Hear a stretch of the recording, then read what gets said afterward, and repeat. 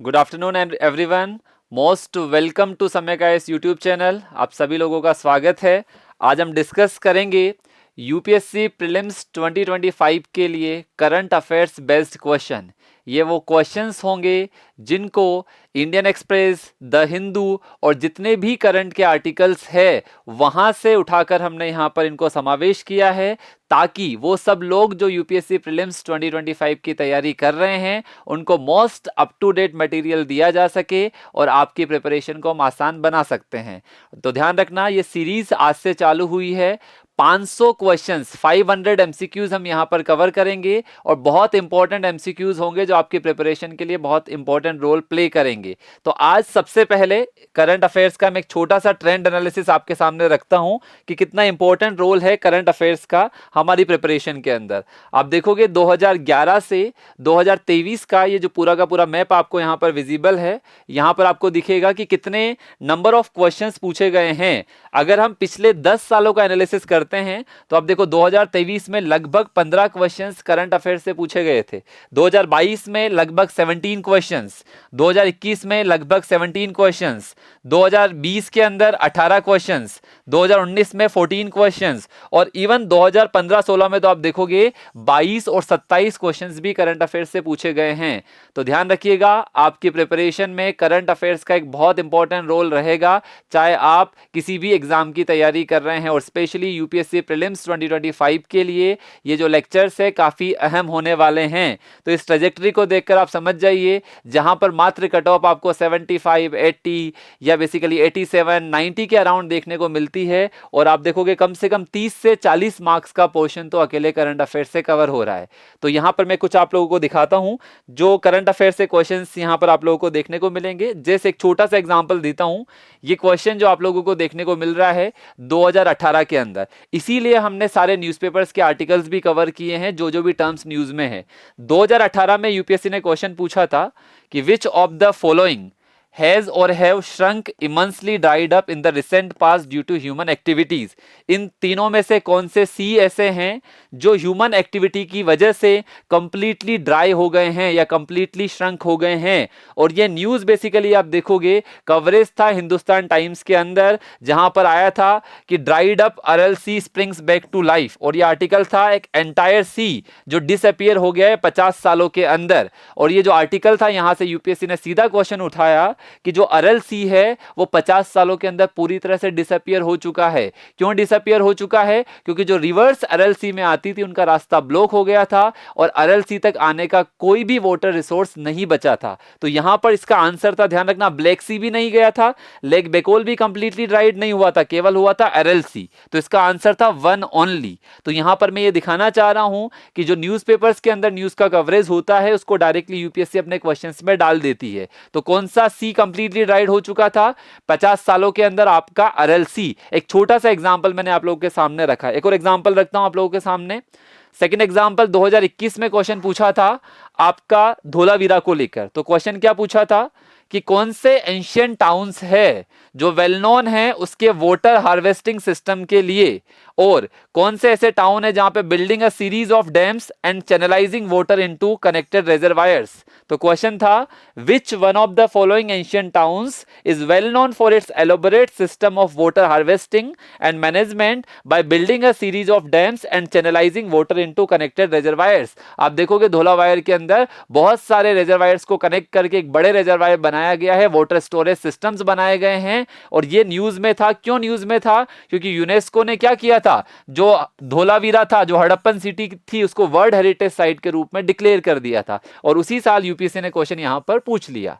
तो अब ये तो जस्ट मैंने आपको कुछ ट्रेंड्स दिखाए हैं। अब मैं शुरुआत करूंगा, आप सब लोगों को आंसर भी करने हैं। सभी को वेरी गुड इवनिंग, सभी को नमस्ते। अब जो क्वेश्चंस मैं लाने वाला हूं ये सब मोस्ट प्रोबेबल क्वेश्चंस हैं। ये तो मैंने आपको पास्ट क्वेश्चंस दिखाए कि क्या पूछा गया है, तो हमने ऐसे अलग अलग आर्टिकल से बहुत सारे क्वेश्चंस का एक कॉम्बिनेशन बनाया है ताकि आप लोगों के लिए हेल्पफुल हो। तो अब जो फर्स्ट क्वेश्चन आने वाला है, यहां से जो क्वेश्चंस आपको मिलेंगे ये मोस्ट प्रोबेबल क्वेश्चंस है, अलग अलग न्यूज़पेपर्स के अंदर इनका कवरेज किया गया है। तो आप लोगों को साथ साथ में आंसर भी करना है और ये इससे रिलेटेड क्वेश्चन भी मैं आपको दिखाऊंगा जो यूपीएससी लगातार पूछता रहा है। तो चलिए सबसे पहला क्वेश्चन आप लोगों के सामने है और ये क्वेश्चन रिलेटेड है पीएलआई स्कीम्स को लेकर। किससे रिलेटेड है? क्वेश्चन ध्यान से पढ़िएगा और आप लोगों को आंसर भी करना है और यहां से क्या क्या सीखने को मिलेगा ये भी मैं आप लोगों को सिखा देता हूं। क्वेश्चन है, with reference to the production linked incentive PLI schemes consider the following statements. किसके बारे में पूछा हुआ है? पीएलआई स्कीम्स के बारे में। अब पहला स्टेटमेंट क्या लिखा? PLI schemes are crucial for India to scale up to the domestic manufacturing base and to create lack of direct and indirect jobs। मतलब बोल रहा है PLI स्कीम भारत के लिए क्यों क्रूशियल है? क्योंकि ये भारत की डोमेस्टिक मैन्युफैक्चरिंग को बूस्ट देता है। और क्यों क्रूशियल है? क्योंकि ये डायरेक्ट और इनडायरेक्ट लेवल पे लाखों जॉब्स क्रिएट कर सकता है। बताओ सही है या नहीं है? यस, बिल्कुल सही स्टेटमेंट है। PLI स्कीम इसीलिए बनाई गई थी। और ध्यान रखना, अभी तो PLI स्कीम को 14 सेक्टर तक एक्सटेंड कर दिया गया। 14 सेक्टर्स कवर होते हैं पीएलआई स्कीम के अंदर। तो जैसे कि यहां पे प्रियंका जी ने आंसर भी दिया, इसका आंसर डी दिया है उन्होंने। तो मैं यहां पर बताता हूं सेकंड जो स्टेटमेंट है वो क्या लिखा हुआ है। If employment generation is used as a metric, अगर एम्प्लॉयमेंट जनरेशन को एक मैट्रिक के तौर पे यूज किया जाए तो all the 14 production linked incentive scheme are relatively in the slow lane. मतलब बोला जाए अगर मैं एम्प्लॉयमेंट की बात करूं तो 14 की 14 जो स्कीम्स है वो आपको कैसी दिखेगी? जो बिल्कुल धीरे धीरे चल रही है, कोई ज्यादा डेवलपमेंट नहीं है। तो ध्यान रखना, ये स्टेटमेंट जिन सब लोगों ने सही किया है, सारी की सारी 14 की 14 स्कीम स्लो लेन में नहीं है। बहुत सारी, जैसे फूड प्रोसेसिंग सेक्टर है, बहुत अच्छा एम्प्लॉयमेंट जनरेट कर रहा है। मोबाइल मैन्युफैक्चरिंग है, बहुत अच्छा एम्प्लॉयमेंट जनरेट कर रहा है। तो यहां पे लिख दिया ना ऑल द 14। इसकी वजह से आप लोगों ने, जिन लोगों ने सेकंड स्टेटमेंट सही किया है वो सही नहीं है। सेकंड स्टेटमेंट आपका रॉन्ग है।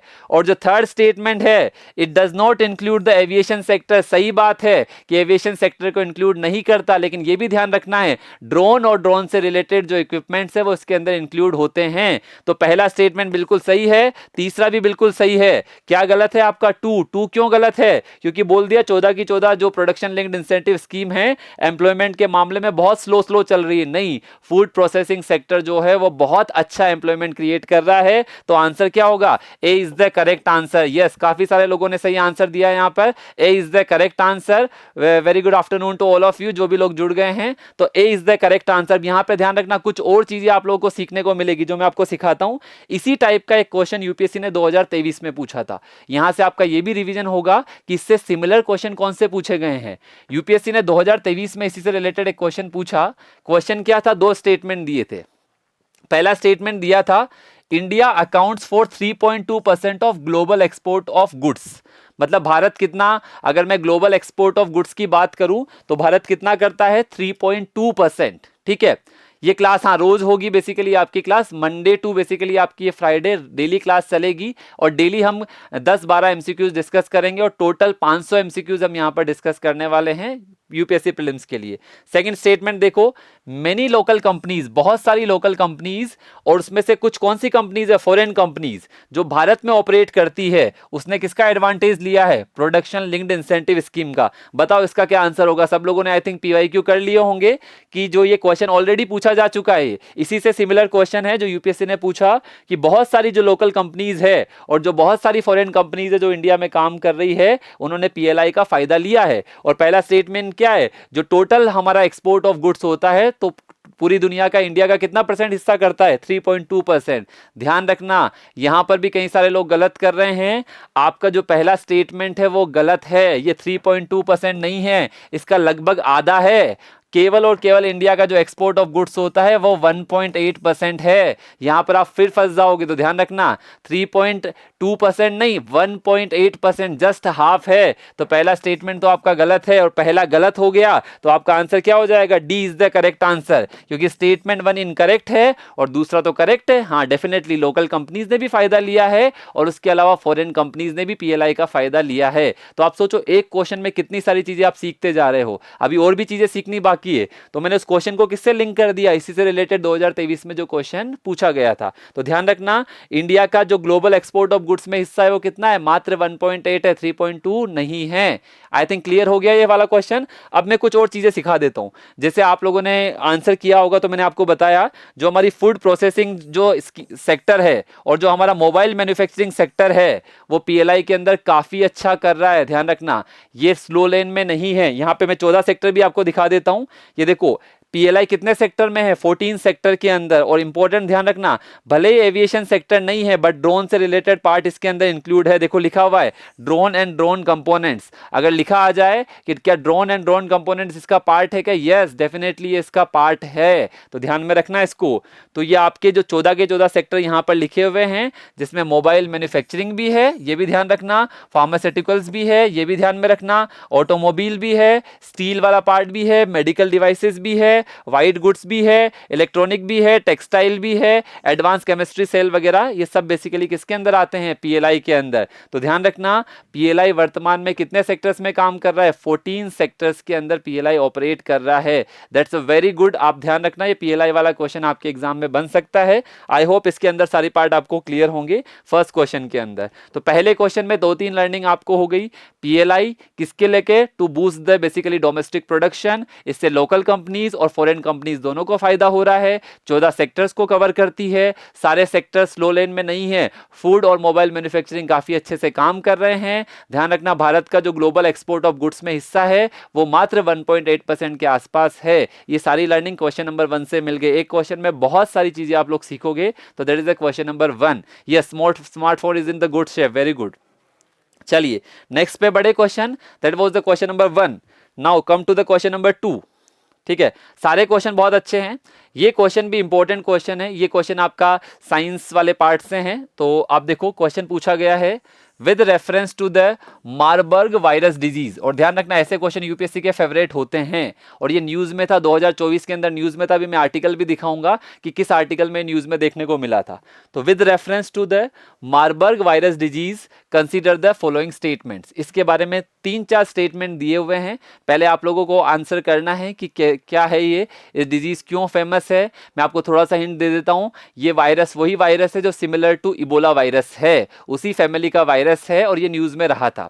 तो पहला लिखा है ये जो वायरस है ये फिलो वायरस फैमिली का है। सेकेंड लिखा है इसका पहला आउटब्रेक घाना, जो कि एक अफ्रीकन कंट्री है, वहां पर देखने को मिला।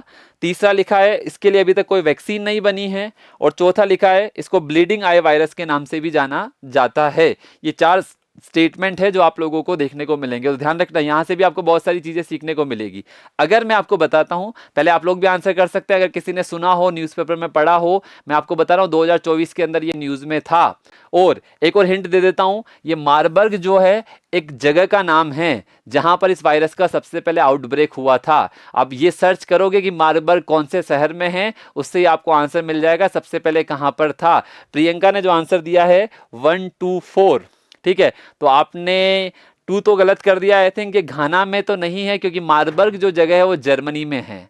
और जर्मनी में है तो सबसे पहले इसका जो पहला आउटब्रेक देखने को मिला था वो कहां पे मिलेगा? आपका जर्मनी के अंदर। तो मैं आपको दिखा देता हूं कि क्यों न्यूज में रहा है ये। देखो नीचे छोटा सा यहां पर बना हुआ है मारबर्ग वायरस आउटब्रेक इन रवांडा। अभी हाल ही में कहां पे आउटब्रेक हुआ है? रवांडा में। क्यों न्यूज में आया है? इसका पहला आउटब्रेक तो कहां पर हुआ था? जर्मनी में। लेकिन अभी 2024 में क्यों न्यूज में आया है? क्योंकि रवांडा में। और इसको क्या बोलते हैं? Bleeding eye disease.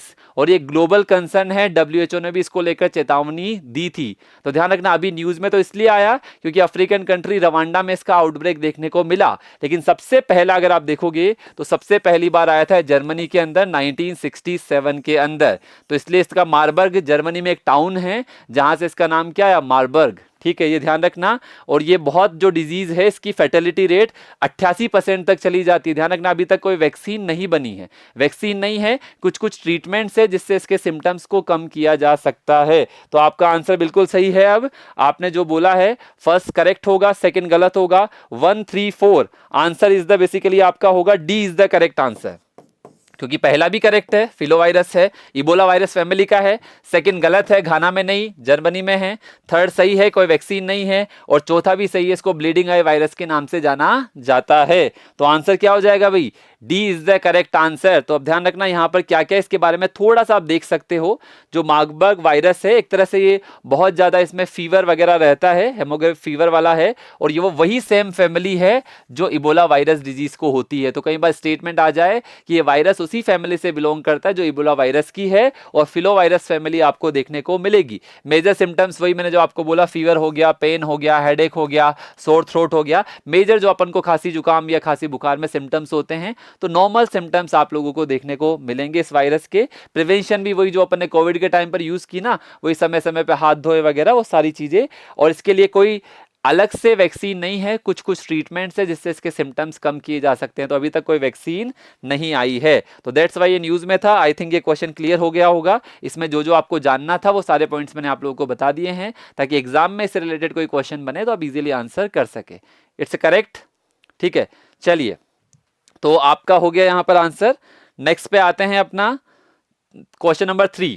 इसके बारे में और भी फैक्ट लिखे हुए हैं, अगर आप चाहो ये स्लाइड्स भी बेसिकली आपको अपलोड हो जाएगी। हमारा जो टेलीग्राम चैनल है सम्यक आईएएस वाला, सम्यक आईएएस टेलीग्राम चैनल पे हम कुछ कुछ स्लाइड्स भी आप लोगों को अपलोड करवा देंगे, तो वहां से आपको कुछ और एक्स्ट्रा इन्फॉर्मेशन चाहिए हो, बाकी मैंने सारी यहाँ पर आपको क्लियर कर दी है। और कहीं बार आ जाए कि फैलता कहाँ से है, तो इनिशियल सोर्स कहाँ से देखने को मिला है, चमगादड़ों से, बेट से। इनिशियल सोर्स जो आपको देखने को मिला है चमगादड़ों से देखने को मिला है, और ये दोनों के अंदर बेसिकली आप देखोगे ह्यूमंस के अंदर और एनिमल्स के अंदर, दोनों के अंदर ये वायरस आप लोगों को देखने को मिल जाएगा। ह्यूमन स्प्रेड भी देखने को मिला है इसका, और इनिशियल सोर्स जो है वो चमगादड़ इसका देखने को मिला है, जिसको इजिप्शियन फ्रूट बेड भी बोला जाता है, अभी जो रिसेंटली अपन देख रहे हैं। ठीक है, चलिए नेक्स्ट क्वेश्चन नंबर 3। ये भी बहुत इंपॉर्टेंट क्वेश्चन है, और ये क्वेश्चन है बी आर अम्बेडकर साहब से। अभी आप लोगों ने देखा होगा बी आर अम्बेडकर साहब की जो डेथ एनिवर्सरी थी, उस समय भी पीएम साहब ने काफ़ी सारी चीज़ें बोली, उनको बताया कि ये सोशल जस्टिस के बीकन रहे हैं, एक अध्याय रहे हैं सोशल जस्टिस के, जिन्होंने सोशल जस्टिस को नई दिशा दी है। उस पर क्वेश्चन है आपका, ये क्वेश्चन है आपका, आप पढ़ो इसको कि बी आर अम्बेडकर के बारे में निम्नलिखित कथनों पर विचार कीजिए। पहला क्वेश्चन है, he is credited with awakening the Dalit consciousness which started with the महत सत्याग्रह ऑफ 1927। उनको क्रेडिट दिया जाता है कि उन्होंने दलित कॉन्शियसनेस, दलित चेतना को जगाया, और उन्होंने किसको स्टार्ट किया, महत सत्याग्रह, जो कब हुआ 1927 के अंदर। सेकंड जो लिखा है, उनकी जो डॉक्टरल थीसिस थी, जब वो डॉक्टरेट कर रहे थे, तो उनकी थीसिस का नाम था the problem of the rupee. और अभी आप देख रहे हो सबसे ज्यादा डाउनफॉल जो रूपी का देखने को मिल रहा है इन कंपैरिजन ऑफ डॉलर, तो कम से कम इससे अंदाजा लगा सकते हो कि कुछ उनकी थीसिस इससे रिलेटेड रही है या नहीं। तो the problem of the rupee. और थर्ड है, he took oath as the first law minister of independent India, वो भारत के पहले, स्वतंत्र भारत के पहले कानून मंत्री बने। और लास्ट लिखा है, ये बुक जो आपको दिख रही है फेडरेशन वर्सेस फ्रीडम, ये रिटन बाय हिम, उनके द्वारा लिखी गई थी। अब बताइए इसमें क्या आंसर आपका सही होगा। और ये पैटर्न मैंने यूपीएससी का दिया है, ओनली 1, ओनली 2, ओनली 3 और ऑल 4। और इससे रिलेटेड एक और क्वेश्चन यूपीएससी ने पूछा था, वो भी मैं दिखा देता हूं, अभी आंसर बाद में करूंगा, पहले आपको वो क्वेश्चन दिखा देता हूं। ये क्वेश्चन यूपीएससी ने 2012 में पूछा हुआ है, डॉक्टर अंबेडकर पे क्वेश्चन पूछा हुआ है, दोनों का साथ में आंसर करेंगे। ये क्वेश्चन पूछा था कि निम्न में से कौन सी पार्टीज है, विच ऑफ द फॉलोइंग पार्टीज है जो बी आर अम्बेडकर के द्वारा स्टेब्लिश की गई थी। 3 पार्टीज के नाम लिखे हैं, peasant and workers party of India, all India schedule caste federation और द इंडिपेंडेंट लेबर पार्टी। ये क्वेश्चन यूपीएससी 2012 में ऑलरेडी पूछ चुका है। तो आपको 2 क्वेश्चन के आंसर करने, एक तो नया क्वेश्चन जो हमने बनाया, जो बेसिकली न्यूज़पेपर्स में काफी पॉपुलर रहा, और एक क्वेश्चन जो यूपीएससी ऑलरेडी पूछ चुका है। अगर आप पीवाईक्यू कर चुके हो तो इस क्वेश्चन का आंसर तो आपको आना चाहिए। चलो 1 बाय 1 देखते हैं। चलिए, यहां पर तो पहला स्टेटमेंट कई सारे लोगों को मैंने पढ़ाया भी है, महत सत्याग्रह 1927 में स्टार्ट हुआ, बिल्कुल सही है। दलित चेतना को जगाने के लिए हुआ, तो पहले स्टेटमेंट में तो कोई डाउट होना ही नहीं चाहिए, बिल्कुल सही स्टेटमेंट है आपका, क्वेश्चन नंबर 1। सेकंड स्टेटमेंट आप लोगों को नहीं पता हो तो आप ध्यान में रख लेना कि उनकी जो डॉक्टरल थीसिस रही है वो बिल्कुल सही है, the problem of the rupee रही है, यही नाम से उनकी डॉक्टरल थीसिस थी। थर्ड स्टेटमेंट तो आई थिंक सब लोगों को पता होगा, पहले जो कानून मंत्री बने थे वो डॉक्टर अंबेडकर ही थे। ए नहीं होगा आंसर भाई, यहां पर चारों के चारों स्टेटमेंट सही है, आंसर होगा डी, ऑल 4। और जो लास्ट स्टेटमेंट है, ये बुक जो आप देखोगे फेडरेशन वर्सेस फ्रीडम, ये भी अंबेडकर की है। तो यहां पर चारों के चारों स्टेटमेंट सही है, इसका आंसर हो जाएगा D4 दिल्ली। कितने स्टेटमेंट करेक्ट है, चारों स्टेटमेंट करेक्ट है। तो आपको बहुत सारी नई चीजें आज आपको सीखने को मिलेगी। उनकी बुक फेडरेशन वर्सेस फ्रीडम, उनका thesis the problem of the rupee, ये अंबेडकर का ही है। 2 स्टेटमेंट तो आई थिंक आपको पता होने चाहिए थे। तो यहाँ पे all 4 are correct, answer is the D, all 4। I think clear है ये।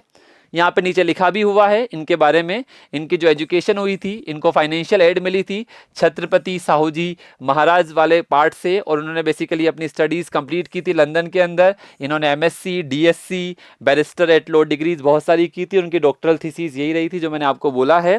और उसके अलावा बाकी तो सब आपको पता है इनकी राइटिंग्स वगैरह के बारे में, जो मैंने आपको लिखा है फेडरेशन वर्सेस फ्रीडम, वो भी इन्हीं की किताब थी। और अभी ये क्यों न्यूज़ में था, क्योंकि पीएम मोदी ने ऑनर किया डॉक्टर अम्बेडकर को उनकी डेथ एनिवर्सरी पर, और उनको क्या बोला कि वो सोशल जस्टिस के बीकन हैं, he is a beacon of A social justice के आधार स्तंभ माने जाएंगे।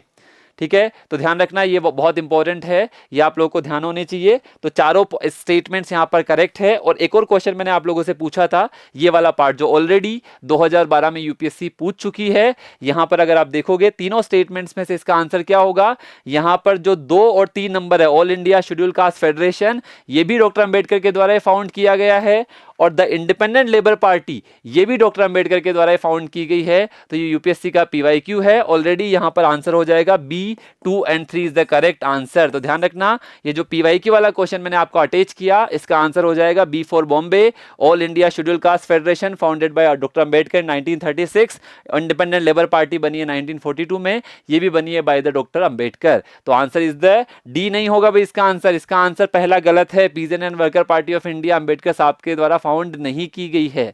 तो इसका आंसर हो जाएगा 2 and 3, B is the correct answer. यहां तक क्लियर है सब लोगों को? आई थिंक यहां तक कोई डाउट हो तो बताइए। ये 3 के साथ ध्यान रखना, मल्टीपल क्वेश्चंस अपने चल रहे हैं, मैं साथ साथ में पीवाईक्यूज भी अटैच करता जा रहा हूं ताकि आपको दोनों क्लियर होते जाए कि किस टाइप के क्वेश्चंस कहां पर बन रहे हैं। Now come to the next question.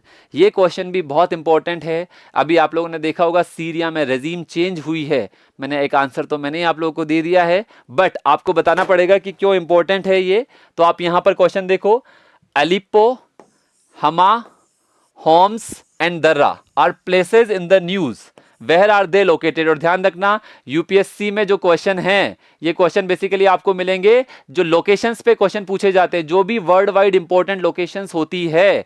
तो ये जो चारों सिटीज है, अभी मैं इनको नॉर्थ टू साउथ भी अरेंज करवाऊंगा, इसका मैप भी आपको दिखाऊंगा। तो बताओ ये चारों सिटी क्यों न्यूज में है, कौन सी कंट्री के अंदर चारों सिटीज देखने को मिलेगी, सऊदी अरेबिया, सीरिया, इजराइल या ईरान, कहां पर ये सिटीज है। और अलिप्पो तो काफी फेमस सिटी है, उसके अलावा दमशेश वगैरह भी आप लोगों ने नाम सुने हो। तो yes, very good, answer correct है, Syria is the correct answer. अब एक बार इसका मैप भी देख लीजिए, क्योंकि सीरिया में रेजीम चेंज होने के बाद ये चारों प्लेसेस न्यूज में हैं, और चारों प्लेसेस जो अपोजिशन ग्रुप्स हैं उनके द्वारा कैप्चर कर लिए गए हैं। तो इनको आप मैप में देखोगे तो आपको आइडिया लग जाएगा। यहां पर मैप में आपको दिखेगा ये न्यूज में क्यों है, ये भी दिखाया है, क्योंकि सीरिया का जो ग्रुप है हयात तहरीर अल शाम, जिसको एसटीएस के नाम से जाना जाता है, उन्होंने चारों की चारों सिटी को सीज कर लिया है। आप देखो, ये दिख रहा आपको एलिप्पो सिटी जो यहां पर है, ये दिख रहा आपको हमा, ये दिख रहा आपका होम्स, और ये भी आपको पता होगी दमिश्क, ये कैपिटल है सीरिया की। कभी आपको नॉर्थ टू साउथ अरेंज भी करवाया जा सकता है, मैं आपको 4 सिटीज उठा के दे दूंगा सीरिया की और बोलूंगा इनको नॉर्थ टू साउथ अरेंज करो।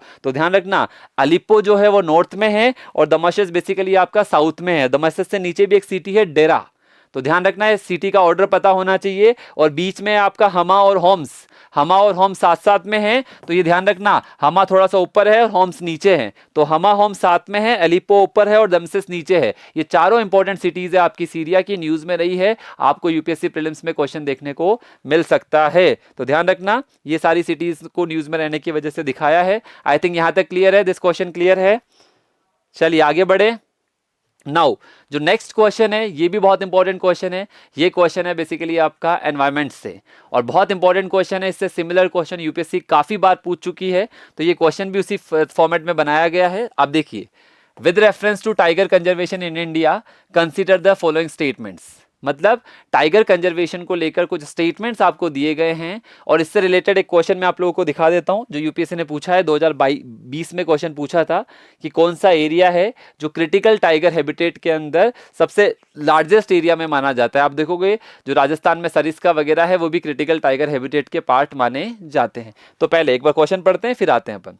तो देखो पहला क्या लिखा हुआ है जो टाइगर कंजर्वेशन के बारे में, the initial phase of project tiger included 9 tiger reserve starting first as Similipal tiger reserve. इन्होंने बोला है जो पहला फेज था प्रोजेक्ट टाइगर का जिसके अंदर 9 टाइगर रिजर्व्स को इंक्लूड किया गया था, और पहला जो रिजर्व था वो कौन सा था, सिमलीपाल टाइगर रिजर्व। तो बताना है भाई ये सही है या गलत है कि जो 9 टाइगर रिजर्व पहले फेज में थे उनमें पहला कौन सा था, सिमलीपाल। सेकंड लिखा हुआ है It is the state government that identifies a suitable area for a tiger reserve based on the presence of viable tiger population. ये बोला ये कौन आइडेंटिफाई करता है? ये राज्य सरकारें आइडेंटिफाई करती है कि टाइगर रिजर्व के लिए कौन सा सुटेबल एरिया होगा, क्या देखते हुए? उनका सुटेबल हैबिटेट देखते हुए और वहां पे टाइगर पॉपुलेशन को देखते हुए। तो क्या लिखा है, कौन आइडेंटिफाई करती है? State government. बताना है सही है या गलत है। थर्ड लिखा हुआ है जो टाइगर है अपने इकोसिस्टम के सबसे टॉप प्रेडेटर होते हैं, और आपको पता है अगर टॉप प्रेडेटर चला जाए या वो कोलैप्स हो जाए तो पूरा का पूरा इकोसिस्टम हिल जाता है। तो आप देखो, as a top predator in an ecosystem tigers play an essential role. Tiger बहुत इंपॉर्टेंट रोल प्ले करते हैं क्या? In regulate and perpetuating ecological processes, उसको रेगुलेट करने में और उसको परपेचुएट करने में। And therefore ensuring the conservation of this apex carnivore, इसलिए इस एपेक्स कार्निवोर का कंजर्वेशन बहुत इंपॉर्टेंट है। अब दिखने में स्टेटमेंट बहुत बड़ा लग रहा होगा, लेकिन यूपीएससी ऐसे स्टेटमेंट देती है आप लोगों को ताकि पढ़ने में आप पढ़ते पढ़ते थक जाओ कि इतने बड़े स्टेटमेंट को कैसे पढ़ें। और ध्यान रखना वहां पे टाइम लिमिटेड होगा, तो इसलिए स्टेटमेंट को लंबा बनाया गया, लेकिन है बहुत सिंपल। बोला इतना सा गया है कि ये बहुत टॉप प्रेडेटर है, अपेक्स स्पेसीज है, इसलिए इसका कंजर्वेशन रखना हमारे लिए बहुत इंपॉर्टेंट है। इतना ही बोला गया है, लेकिन स्टेटमेंट 4-5 लाइनों का लिख दिया गया है, तो स्टेटमेंट लिखने से फर्क नहीं पड़ेगा। यस, आप लोगों ने आंसर कर दिया इसका। यस, प्रियंका ने बिल्कुल सही आंसर किया। जिम कॉर्बेट पहला था, सिमलीपाल नहीं था। Very good. तो पहला तो आपका करेक्ट हो गया, और दूसरा जैसे कि यहाँ पे आंसर किया है, आपने आंसर किया है बी, तो आपने किसको करेक्ट किया है? 2 को और 3 को। यस, बिल्कुल करेक्ट है।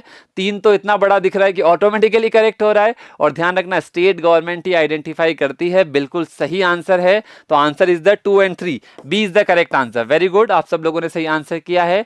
सेकंड करेक्ट है और थर्ड भी आपका करेक्ट है। तो यहां पर मैं आपको बता देता हूं कि और एक और चीज इससे रिलेटेड एक और चीज जो न्यूज में देखी गई वो है कि अभी रिसेंटली दिसंबर के अंदर एक और नई वाइल्ड लाइफ सेंचुरी को टाइगर रिजर्व में कन्वर्ट किया गया है। तो आप देखोगे इंडिया को कौन सा टाइगर रिजर्व मिल गया है? 57th। ध्यान रखना, इसके बारे में पढ़ना है आप लोगों को। अब हमारा अभी रिसेंटली दिसंबर 2024 के अंदर हमको 57 टाइगर रिजर्व मिल गया है, जिसका नाम था पहले रातापानी वाइल्ड लाइफ सेंचुरी। ध्यान रखना क्या नाम था? Ratapani wild life sanctuary. कहां था? मध्य प्रदेश के अंदर। तो इसको फाइनली अप्रूवल मिल गई है, और ये किसमें कन्वर्ट हो जाएगा? बेसिकली अब आपका टाइगर प्रोजेक्ट के अंदर या टाइगर रिजर्व का पार्ट बन जाएगा। कितने बन चुके हैं? 57 बन चुके हैं। यस, बिल्कुल करेक्ट है, जॉन बॉ ने बोला है। और यहां पर आप देखोगे इनिशियल फेज में बिल्कुल सही बात थी, 9 टाइगर रिजर्व थे। पहला कौन सा है? जिम कॉर्बेट, जो आपने आंसर दिया। सेकंड कौन सा है? पलामू, जो झारखंड में है। थर्ड कौन सा है? तो सिमलीपाल उड़ीसा कौन से नंबर पे आ गया? तीसरे नंबर पे। फिर आपका सुंदरबन हो जाएगा, फिर मानस आसाम में हो जाएगा, रणथंबोर राजस्थान में हो जाएगा, कान्हा मध्य प्रदेश में हो जाएगा, मेलघाट महाराष्ट्र में हो जाएगा, और बांदीपुर कर्नाटका में हो जाएगा। तो आपको समझ में आ गया होगा आई थिंक कि इसके अंदर आपका पहला गलत है, दूसरा तीसरा सही है। चलो अब ये आंसर करना है जो यूपीएससी ने 2022 में पूछा है कि among the following tiger reserve which one is the largest area. मतलब क्रिटिकल टाइगर हैबिटेट का मतलब होता है उनका कोर एरिया। ठीक है, क्योंकि आप लोगों को पता है कोर एरिया में जितना ज्यादा इंटरफेरेंस होगा उतने ज्यादा इश्यूज आपको देखने को मिलेंगे in the population of tigers. तो क्रिटिकल टाइगर जो हैबिटेट है उसमें सबसे बड़ा क्रिटिकल टाइगर हैबिटेट किसका? यस, प्रियंका का बिल्कुल सही आंसर है यहाँ पर, नागार्जुन सागर श्रीशैलम। यस, बिल्कुल करेक्ट आंसर है। इसका सबसे लार्जेस्ट एरिया है under the critical tiger habitat के अंदर। Yes, very good, correct answer है, सी इज द करेक्ट आंसर। तो ध्यान रखना है किसका कोर एरिया सबसे ज्यादा बड़ा है। तो इससे रिलेटेड क्वेश्चन यहां से ध्यान रखना, टाइगर रिजर्व 57 सीखने को मिला। कौन बताएगा सबसे पहले? स्टेट गवर्नमेंट बताएगी। आपको 9 टाइगर रिजर्व इनिशियल फेज में थे, पहला कौन सा था वो आप लोगों को सीखने को मिला। क्रिटिकल टाइगर हैबिटेट के अंदर सबसे बड़ा एरिया किसका है? नागार्जुन सागर श्रीशैलम का। यस, बिल्कुल करेक्ट है। नेक्स्ट पे आते हैं। यस, ये भी एक अच्छा क्वेश्चन है और ये न्यूज में चल रहा है। क्यों न्यूज में चल रहा है मैं आपको बताता हूं।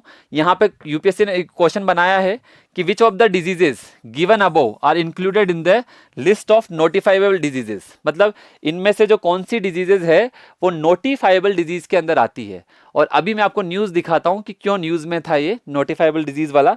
आप यहाँ पर न्यूज देखना, पहले आप आंसर करो फिर न्यूज दिखाता हूं आप लोग क्या आंसर करोगे इसका। फिर अपन न्यूज भी देखते हैं कि नोटिफाइबल डिजीज क्या होती है और ये क्यों न्यूज में है। तो cholera, dengue, hepatitis, snake bite और ट्यूबरक्लोसिस कौन सी आपकी आती है नोटिफाइबल डिजीज के अंदर। और रिसेंटली इस पे आर्टिकल भी आया था।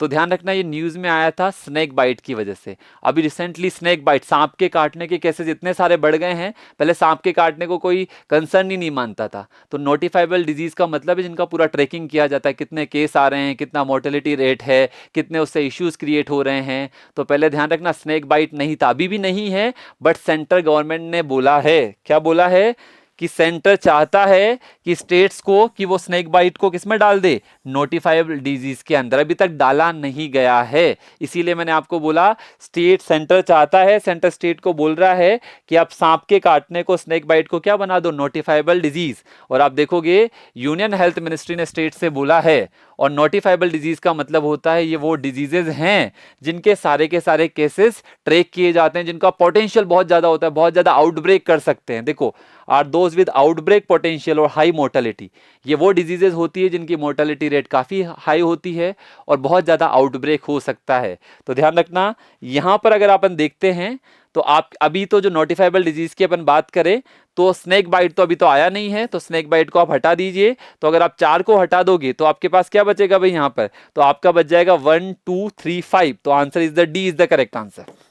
बाकी सब हमारी नोटिफाइबल डिजीज के अंदर है, 2 3 4 नहीं, 1 2 3 5 चारों की चारों करेक्ट है। आप देखो, टीबी भी आती है, एचआईवी भी आता है, कोलेरा भी आता है, मलेरिया भी आता है, डेंगू भी आता है, हेपेटाइटिस भी आता है। तो कोलेरा आप हटा रहे हैं, कोलेरा भी बेसिकली नोटिफाइबल डिजीज के अंदर आता है। तो स्नेक बाइट को हटा के बाकी सारी कौन सी डिजीजेज है, नोटिफाइबल डिजीजेज है। तो यहां पर आंसर क्या हो जाएगा, यहां पर आंसर हो जाएगा 1 2 3 5, D is the correct answer. I think समझ आ गया होगा कि नोटिफाइबल डिजीज का मतलब क्या है, और ये क्वेश्चन आपका आ सकता है कई बार, तो अपन ये समझ ही भी नहीं पाएंगे नोटिफाइबल क्या है। तो कम से कम यहाँ पर ये आर्टिकल के माध्यम से समझ में आएगा। हो सकता है आपके एग्जाम तक आगे जाके अगर सेंटर इसको वो कर दे, स्टेट्स अगर इंक्लूड कर लेते हैं तो हो सकता है कुछ चेंज हो जाए, बट अभी तक के लिए ध्यान रखना, ठीक है। और इंडिया के अंदर आप देखोगे, ये आर्टिकल में सब कुछ लिखा था, 310 टाइप के स्नेक स्पेसीज मिलते हैं इंडिया के अंदर। कितने टाइप के, 310, इससे ज्यादा स्पेसीज है, जिसमें से अलग अलग टाइप के हैं, 66 अलग टाइप के हैं, 42 अलग टाइप के हैं, ठीक है। और अलग अलग जो टाइप के स्नेक्स दिखाए गए हैं, तो आपको इतना और डिटेल में जाना हो तो यू कैन गो। चलो नेक्स्ट वन, चलो नेक्स्ट का आंसर करो, ये भी इंपॉर्टेंट है। मूल बैंक अकाउंट, MULE, ये आप लोगों ने सुना होगा। हाँ यस, उसका आंसर अपन ने कर दिया है। अब इसका बताओ नेक्स्ट का, with reference to the mule bank account consider the following statement, ठीक है। With reference to mule bank account, और ये भी न्यूज में है, काफी ज्यादा न्यूज में है, ये म्यूल बैंक अकाउंट काफी ज्यादा बढ़ गए हैं। क्यों बढ़ गए हैं अभी बताऊंगा मैं आपको। पहला लिखा है, अ म्यूल अकाउंट वो बैंक अकाउंट होता है जो क्रिमिनल यूज के लिए या इलीगल एक्टिविटीज के लिए यूज किया जाता है, ठीक है। सेकेंड लिखा है, जो क्रिमिनल्स होते हैं from their original users typically buy over a mule account, मतलब वो क्या कर लेते हैं, किसी दूसरे से दूसरे के अकाउंट को बाई कर लेते हैं, कौन, क्रिमिनल्स। थर्ड क्या लिखा है, एक म्यूल हंटर AI, ये न्यूज में क्यों आया था, क्योंकि AI की हेल्प से अपन ने एक डेवलप किया है mule hunter, has been developed by the council of scientific and industrial research, CSIR के द्वारा डेवलप किया गया है। बताओ भाई इसका आंसर क्या होगा, बताइए क्या आंसर करोगे, म्यूल हंटर AI। और ये न्यूज में, तभी न्यूज दिखाता हूं इसकी, बताइए यहां तक।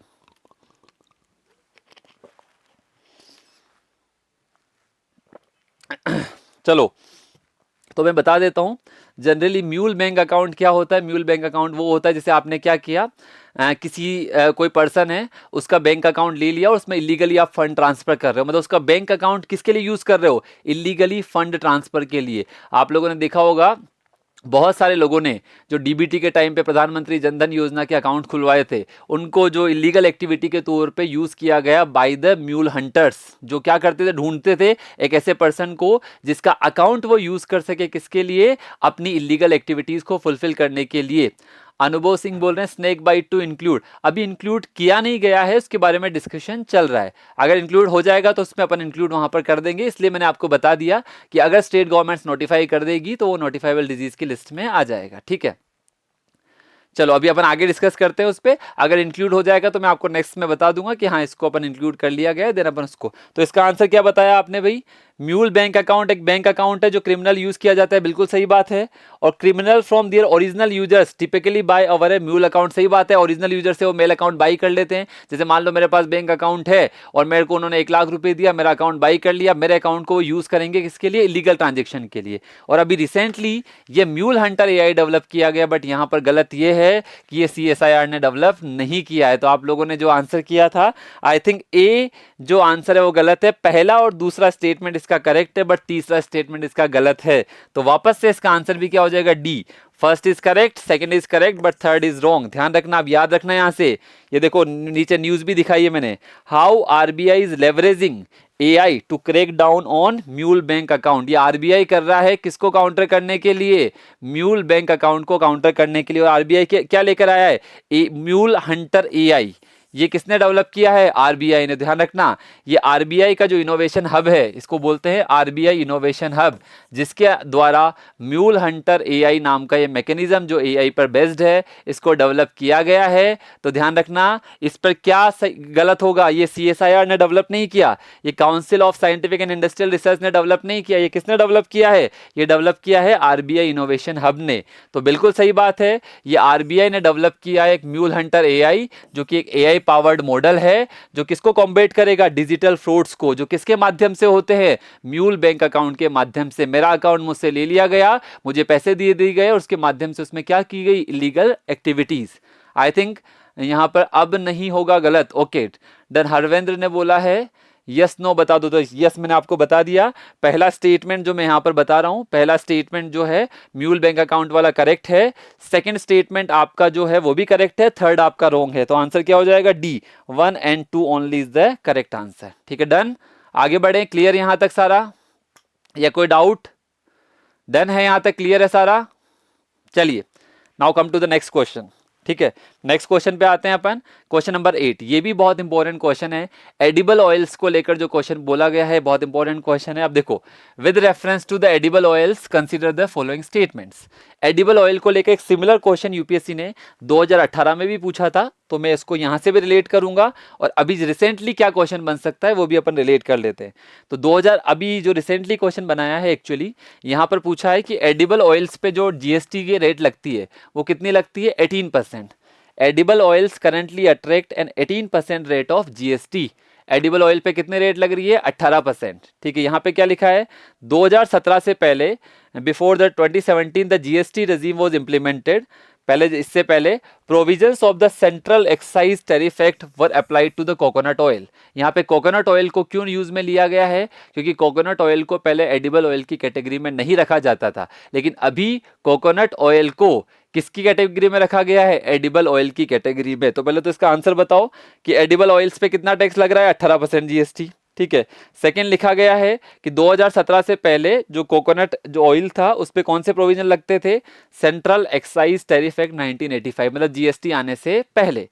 तो यहां पर भी मैं आपको बता देता हूं, पहले जो कोकोनट ऑयल था उस पे लगता था 18% जीएसटी, क्योंकि वो एडिबल ऑयल की कैटेगरी में नहीं आता था। और ध्यान रखना, जितने भी एडिबल ऑयल मतलब खाने के तेल वाली कैटेगरी है, वहां पे 18% जीएसटी नहीं लगता है। 18% तो बहुत ज्यादा जीएसटी हो जाएगा, मात्र 5% जीएसटी लगता है एडिबल ऑयल वाली कैटेगरी में। तो ध्यान रखना, जो आपकी एडिबल ऑयल की कैटेगरी है उन पे लगता है टैक्स कितना परसेंट? 5%। लेकिन जो आप सिर पर तेल लगाते हो ना, हेयर ऑयल, उन पे कितना लगता है? 18% ऑयल। तो ध्यान रखना, जो हेयर केयर गुड्स है उन पे 18% लगता है, और जो खाने का तेल होता है एडिबल ऑयल, उन पे कितना परसेंट जीएसटी लगता है? मात्र 5% जीएसटी लगता है। तो ध्यान रखना, जीएसटी से पहले जो कोकोनट ऑयल था, मैंने आपको बोला था यहां पर जो सेकंड स्टेटमेंट है, दो चीजें समझा रहा हूं। पहले चीजें तो, पहले एक डिबेट चल रही थी, 15 सालों से डिबेट चली है कि कोकोनट ऑयल एडिबल ऑयल है या नहीं है।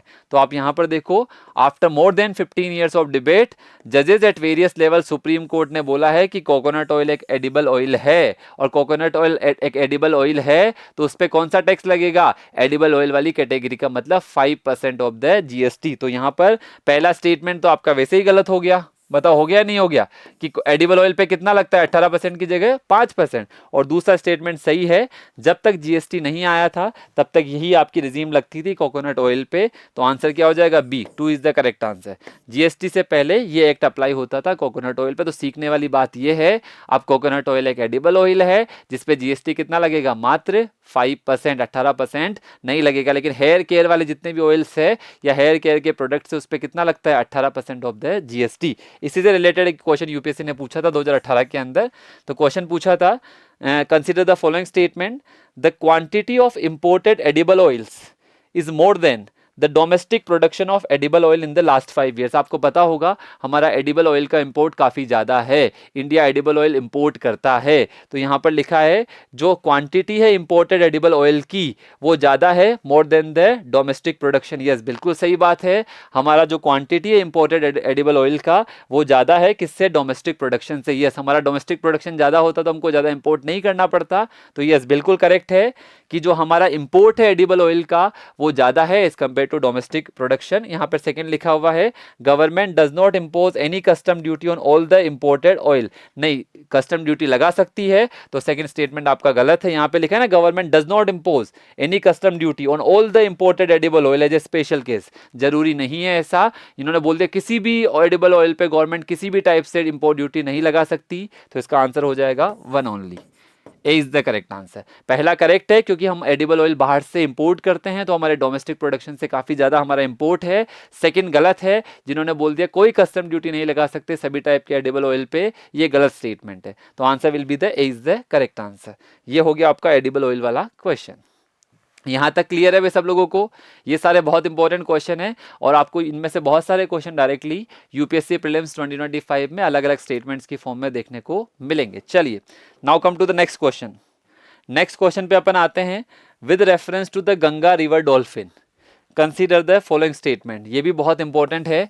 गंगेज रिवर डॉल्फिन, अगर आप लोगों को पता हो, इसका आईयूसीएन स्टेटस एंडेंजर्ड है। कौन सी कैटेगरी में आती है? और ये हमारी नेशनल एक्वेटिक एनिमल भी है। इसके बारे में 2 इन्फॉर्मेशन तो मैंने ऐसे ही दे दी, लेकिन वो यहाँ नहीं पूछी गई है, ठीक है। तो इसका आईयूसीएन स्टेटस एंडेंजर्ड है, ये हमारी नेशनल एक्वेटिक एनिमल है। ये दोनों इन्फॉर्मेशन यहाँ पर नहीं है। अब आंसर कीजिए। The first ever Ganges river dolphin, इसका नाम लिखा है साइंटिफिक नेम, वो टैग्ड इन बिहार। सबसे पहली इसकी जो टैगिंग चल रही है, पहली गंगा रिवर डॉल्फिन कहाँ पर टैग की गई? बिहार के अंदर। सेकेंड लिखा हुआ है, the tagging exercise will help to understand the species seasonal and migratory patterns. Tag करने से हमको पता लगेगा उसके सीजनल और माइग्रेटरी पैटर्न्स पता लगने लगेंगे, जिससे हम उसकी जो पूरा का पूरा पैटर्न है उसको स्टडी करने में हमें मदद मिलेगी। थर्ड लिखा हुआ है, it is India's national aquatic animal. चलो, एक स्टेटमेंट आपको यहाँ पर मिल गया है कि नेशनल एक्वेटिक एनिमल वाला। बताओ तीनों में से कौन से स्टेटमेंट सही है? प्रशांत यादव हेलो, ठीक है। प्रियंका ने यहाँ पर बोला, तो देखो इसका जो है पहला सेकंड स्टेटमेंट बिल्कुल सही है, टैगिंग करने से हमें उसके पैटर्न समझने में मदद मिलती है।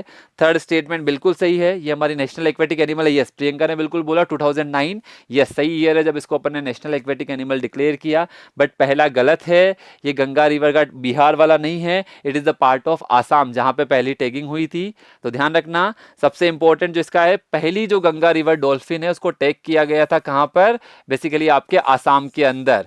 और ये प्रोजेक्ट डॉल्फिन का एक बहुत इंपॉर्टेंट पार्ट है। तो ध्यान रखना, बिहार नहीं, पहली टैगिंग कहां पर हुई है? आसाम के अंदर।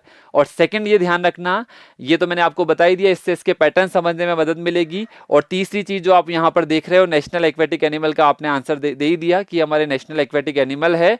और इससे से रिलेटेड एक सिमिलर क्वेश्चन यूपीएससी ने 2014 में पूछा, ये भी बहुत अच्छा क्वेश्चन है। ये गंगेटिक रिवर डेल्फिन का जो मैंने अभी नया क्वेश्चन बनाया, इसी से रिलेटेड एक क्वेश्चन यूपीएससी ने पूछा। देखो, अदर देन पोचिंग, पोचिंग के अलावा क्या रीजंस हो सकते हैं जिसकी वजह से गंगा रिवर डॉल्फिन की पॉपुलेशन कम होती जा रही है? क्वेश्चन क्या है? पोचिंग के अलावा वो क्या रीजन है जिसकी वजह से गंगा रिवर डॉल्फिन की पॉपुलेशन कम होती जा रही है? पहला लिखा हुआ है डैम्स और बैरेज का कंस्ट्रक्शन। सेकंड लिखा हुआ है नदी में क्रोकोडाइल का बढ़ना। थर्ड लिखा हुआ है फिशिंग नेट के अंदर एक्सीडेंटली उनका फंस जाना, जो मछुआरों के फिशिंग नेट्स होते हैं। चौथा लिखा हुआ है सिंथेटिक फर्टिलाइजर जो एग्रीकल्चर में यूज किए जाते हैं आसपास के फील्ड्स में, उनकी वजह से इनकी पॉपुलेशन घट रही है। बताओ क्या आंसर होगा? बहुत अच्छा क्वेश्चन था, यूपीएससी ने पूछा था, बट आंसर उतना ही सिंपल था। बताइए क्या आंसर होगा? ये भी साथ में क्वेश्चन आप लोगों के लिए है, बताइए। ठीक है, तो इसमें बहुत सिंपल है, यूपीएससी ने एक ट्रेप डाला था भाई, मगरमच्छों के बढ़ने से क्या फर्क पड़ेगा, वो तो सब उसी के एनिमल है ना। यहाँ पे आपको जो हटाना था वो 2 पे हटाना था कि मगरमच्छों के पढ़ने सब लोगों ने क्या कर दिया, डी लगा दिया कि सारे सही होंगे। तो ध्यान रखना, रिवर के अंदर क्रोकोडाइल के बढ़ने से रिवर डॉल्फिन का कोई लेना देना नहीं है, उससे उन पे कोई प्रभाव नहीं पड़ेगा। प्रभाव किससे पड़ रहा है, जब आप डैम्स बना लोगे, डैम्स बनाने से पानी रोकोगे तो उनके लिए पानी कम हो जाएगा और टकरा जाएगी। दूसरा इफेक्ट किससे पड़ेगा, जो मछुआरों के जाल में फंस जाती है, डेफिनेटली फंस जाती है। और चौथा, जितना ज्यादा सिंथेटिक फर्टिलाइजर यूज होगा आसपास में, उससे उनकी डेथ्स वगैरह देखने को मिली है। तो आंसर होगा 1, 3, 4, सी इज द करेक्ट आंसर, जो यूपीएससी ने 2014 में सिमिलर क्वेश्चन पूछा था। क्रोकोडाइल्स के बढ़ने से कोई इफेक्ट यहां पर नहीं आएगा। तो आई होप ये वाला क्वेश्चन भी सभी लोगों को क्लियर होगा जो मैंने यहां पर आप लोगों से पूछा है। It is clear? Yes, good, very good. Sharmila का आंसर बिल्कुल बी है, बिल्कुल सही आंसर है। ये यूपीएससी 2014 में पूछा और इससे रिलेटेड एक क्वेश्चन मैंने यहाँ पर आपको बना दिया, क्योंकि अभी क्या चालू हो गई थी, गंगेटिक रिवर डॉल्फिन्स की जो टैगिंग एक्सरसाइज चल रही थी, सबसे पहले आसाम में हुई है और इससे इनका पैटर्न समझने में मदद मिलेगी। हमारी नेशनल एक्वेटिक एनिमल भी है। आयुष्मान स्टेटस क्या है इसका, एंडेंजर्ड। ध्यान रखना, आयुष्मान स्टेटस क्या होगा, एंडेंजर्ड। चलिए नेक्स्ट क्वेश्चन पे आते हैं। आज का लास्ट क्वेश्चन, और ये बहुत अच्छा क्वेश्चन है, न्यूज में चल रहा है। लगातार रुपए की कीमत डॉलर के मुकाबले गिरती जा रही है, लगभग 88 पे आ चुका है। तो इस पे इकोनॉमिक्स का क्वेश्चन आपसे पूछा गया है। With reference to the demand for rupee vis dollar consider the following statement. मतलब डिमांड फॉर रूपी और डॉलर के रेस्पेक्ट में आपसे पूछा है। पहला स्टेटमेंट पूछा है, सपोज आपको केस दिया हुआ है, पहला केस दिया हुआ है, ध्यान रखना ऐसे केस भी यूपीएससी देगा, बड़े बड़े केस देगा, आप सोचोगे कैसे आंसर करें। सपोज अगर यूएस डिसाइड करता है कि वो इंडिया से इंपोर्ट अलाउ करना बंद कर देगा, suppose the US decide that it will not allow Indian imports, वो इंडियन इंपोर्ट्स को अलाउ नहीं करे, तो demand for Indian rupee will plummet and रूपी विल वीकन। क्वेश्चन दिखा है कि आप सपोज कीजिए कि यूएस डिसाइड करता है कि वो इंडिया का इंपोर्ट अलाउ नहीं करेगा, इंडिया से आयात अलाउ नहीं करेगा, तो रुपए की कीमत धड़ाम से गिर जाएगी और रुपया और वीक हो जाएगा। पहला स्टेटमेंट। सेकेंड लिखा है, यदि कोई इन्वेस्टर है जो कोई भी फ्रेश इन्वेस्टमेंट नहीं करता है इंडिया में, ठीक है, if an investor does not make any fresh investment in to India, कोई फ्रेश इन्वेस्टमेंट नहीं करता है, और इफ ही और she actually pulls out money, और दूसरा है जो क्या पुल्स मनी, इंडिया से पैसा निकाल लेता है और उसको इन्वेस्ट कर देता है वापस से यूएस में, it will reduce the demand for रूपी, इससे रुपए की डिमांड कम हो जाएगी एज कंपेयर टू डॉलर, और रुपया वापस से वीक हो जाएगा अगेंस्ट द डॉलर। बताओ, बहुत अच्छे स्टेटमेंट है, ठीक है, क्योंकि टाइम लगेगा, यूपीएससी आपसे यही चाहती है फटाफट समझो। सेकंड स्टेटमेंट में लिखा है आपने कोई इन्वेस्टमेंट नहीं किया, पैसा बाहर निकाल लिया, यूएस में इन्वेस्ट कर दिया, इससे रुपए की जो डिमांड है वो वीक हो जाएगी और रुपया डॉलर के अगेंस्ट में वीक हो जाएगा। बताओ क्या सही है? बताइए फटाफट से। यहां पर प्रियंका ने बोला है both right. Yes, very good, बिल्कुल दोनों स्टेटमेंट राइट है, बहुत सिंपल है। अगर आप सोचो यूएस इंडिया के इंपोर्ट को अलाउ नहीं करेगा, तो इंपोर्ट को अलाउ नहीं कर, इंपोर्ट करेंगे ना, आप सोचो, ध्यान रखना, हम यूएस को इंपोर्ट कर रहे हैं, मतलब इंडिया से क्या हो रहा है, एक्सपोर्ट हो रहा है। सिंपल सी चीज सोचो, यूएस इंपोर्ट कर रहा है मतलब इंडिया एक्सपोर्ट कर रहा है, इंडिया एक्सपोर्ट करेगा तो बदले में उसको क्या मिलेगा, डॉलर। और जब बेसिकली हम एक्सपोर्ट ही नहीं कर पाएंगे, यूएस इंपोर्ट ही नहीं करेगा, तो हमारे पास डॉलर आएगा नहीं, और जितना ज्यादा हमारे पास डॉलर होगा ना उतना रुपया स्ट्रॉन्ग रहेगा। अब मेरे पास डॉलर ही कम हो गया, और डॉलर कम हो गया तो आपकी रुपए की कीमत घट जाएगी। बिल्कुल सही है, पहला स्टेटमेंट बिल्कुल सही है। यूएस इंपोर्ट अलाउ नहीं कर रहा मतलब हम एक्सपोर्ट नहीं कर पाएंगे, एक्सपोर्ट करेंगे तभी तो उधर से डॉलर मिलेगा। और दूसरा बिल्कुल सही बात है, अगर इंडिया से अभी आप लोग देख रहे हो ना, एफआईआई जो फॉरेन इंस्टीट्यूशनल इन्वेस्टर, वो इंडिया से अपना पैसा बाहर निकाल रहे हैं, और जितना ज्यादा पैसा इंडिया से बाहर निकालेंगे इसको बोलते हैं पुल आउट मनी, और वो कहां पे लगा देंगे, यूएस के अंदर, तो डेफिनेटली हमारी रुपए की कीमत यहां पर घट जाएगी। तो वेरी गुड, यहां पर दोनों के दोनों स्टेटमेंट आपके करेक्ट हैं। इसका ये न्यूज में मैंने दिया है, why is the Indian rupee falling against the Indian US dollar, क्या क्या रीजन है कि इंडियन रूपी फॉल कर रहा है अगेंस्ट द यूएस डॉलर। तो आज का सेशन हम यहीं पर एंड करेंगे। आई थिंक ये सारी चीजें मैंने आप लोगों को सिखाई है, डेली हम सीखते रहेंगे, बहुत सारे क्वेश्चन सीखेंगे, और लगातार आपका अपना टाइमिंग सेम रहेगा, 4 से 5 बजे के बीच में हम लाइव रहेंगे, ठीक है। जिस भी दिन क्लास नहीं होगी आपको नोटिफिकेशन मिल जाएगा। जनरली मंडे टू फ्राइडे आपका सेशन कंटिन्यू रहेगा। थैंक यू वेरी मच, सीखते रहिए, सब लोगों को शेयर करते रहिए। Thank you guys.